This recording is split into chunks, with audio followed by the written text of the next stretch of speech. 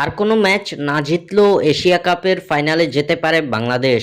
সত্যিই আছে এমন সম্ভাবনা? দর্শক, আপনাদের কি মনে হয়, বাংলাদেশ কি পারবে ফাইনালের টিকিট নিশ্চিত করতে? আপনাদের মূল্যবান মতামত আমাদের কমেন্ট করে অবশ্যই জানিয়ে দিন। সুপার ফোরে শ্রীলঙ্কাকে হারিয়ে উড়ন্ত সূচনা করেছে বাংলাদেশ। এবার ফাইনালের সুবাসও পাচ্ছে টাইগাররা। সুপার ফোরে বাংলাদেশের সামনে রয়েছে এবার বড় দুই বাধা, সেটা হলো ভারত ও পাকিস্তান। আগামী 24 সেপ্টেম্বর ভারতের বিপক্ষে ও আগামী 25 সেপ্টেম্বর পাকিস্তানের বিপক্ষে লড়বে বাংলাদেশ। আসন্ন এই দুই ম্যাচে না জিতেও ফাইনাল খেলতে পারবে বাংলাদেশ, যেটার জন্য মেলাতে হবে সমীকরণ, যা মেলাতে বেশ পটু বাংলাদেশি ভক্তরা। আর কোনো ম্যাচ না জিতে বাংলাদেশের ফাইনালে যাওয়ার প্রথম শর্ত হলো আজকের ম্যাচে পাকিস্তানকে হারাতে হবে শ্রীলঙ্কার। শ্রীলঙ্কা যদি পাকিস্তানকে হারাতে পারে, অপরদিকে ভারতকে জিততে হবে তাদের সবগুলো ম্যাচ।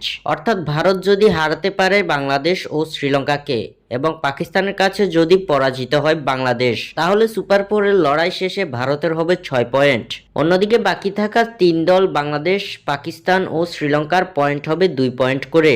সেক্ষেত্রে নেট রান রেটে এগিয়ে থাকলেই ফাইনালের টিকিট পাবে বাংলাদেশ। এই সমীকরণ মেলাতে না পারলেও সমস্যা হবে না টাইগারদের, কেননা বাংলাদেশের সামনে রয়েছে এখনো অনেক সুযোগ। ভারতের বিপক্ষের ম্যাচে জয়লাভ করতে না পারলেও পাকিস্তানকে হারানোর জোরালো সম্ভাবনা রয়েছে বাংলাদেশের, কেননা এশিয়া কাপের আগেই পাকিস্তানের বিপক্ষে টি-20 সিরিজ জিতেছিল বাংলাদেশ। তাই এবার এশিয়া কাপের আরও এক ফাইনালের স্বপ্ন দেখতে পারে বাংলাদেশ ক্রিকেট দল। স্বাক্ষর থেকে সাদবিন ইসলাম।